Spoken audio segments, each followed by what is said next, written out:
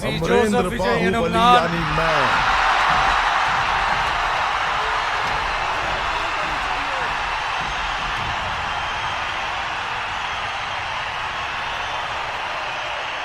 சட்டப்படி அமைக்கப்பெற்ற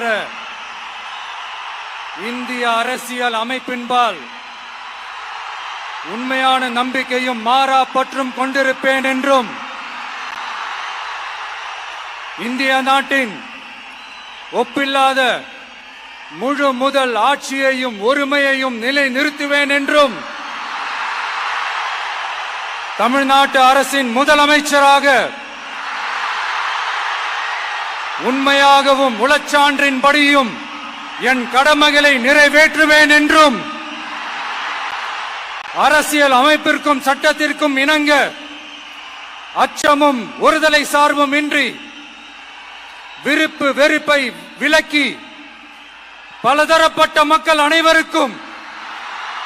நேர்மையானதை செய்வேன் என்றும் ஆண்டவன் மீது ஆணையிட்டு